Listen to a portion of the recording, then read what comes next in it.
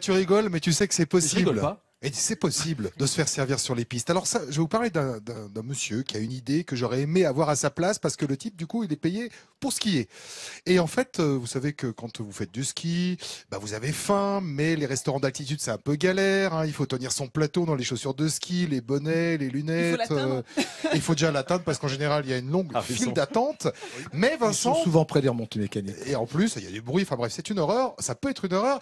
Et puis en plus, bah, malgré tout, on a quand même faim. On a envie de notre petite tartiflette. Pas de problème. Geoffrey s'occupe de tout. Il suffit de l'appeler un peu avant.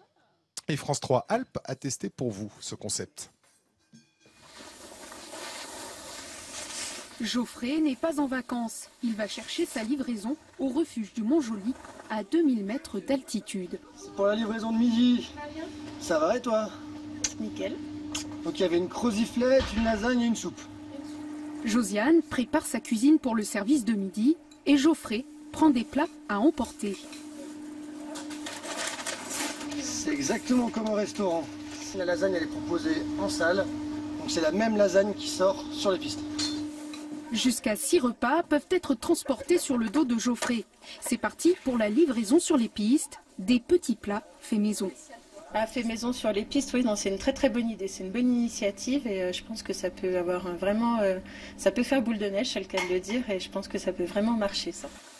Ce nouveau concept, Geoffrey l'a mis en place en décembre dernier en partenariat avec plusieurs restaurants sur le domaine de Saint-Gervais-les-Bains. En fait, ça part d'un constat personnel à la base, c'est que moi je skie beaucoup donc avec des copains et manger au restaurant dès qu'on est plus de 3 ou 4 personnes, ça devient vite un calvaire, il faut réserver au moins la veille et puis on perd énormément de temps au restaurant, donc moi j'aime bien skier et du coup voilà, on a essayé de trouver un moyen de ne pas faire de la concurrence au restaurant et en même temps de pouvoir faire profiter au maximum de la journée de ski aux clients. 8 tables de pique-nique réservées sont réparties sur l'ensemble du domaine, près des pistes. Et arrivé là-bas, tu prends la plus à gauche possible, la piste la plus à gauche possible.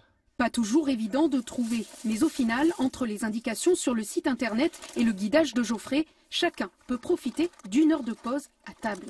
Donc les petites serviettes, les spaghettis, avec le gruyère qui va avec. Et du coup, vous aviez commandé le soleil aujourd'hui et le Mont Blanc, donc c'est parfait. La commande est complète. Hop là. Un super concept du coup. Et du coup ça arrive vraiment chaud, on confirme. C'est complètement le rêve. Une belle journée, une belle table super bien placée, la livraison sur les pistes. C'est parfait. Geoffrey se charge de tout, fini l'attente, fini le bruit, fini la queue pour un sandwich. Pour le même prix qu'au restaurant, il suffit de réserver la veille et le repas chaud arrive à l'heure et à l'endroit désiré.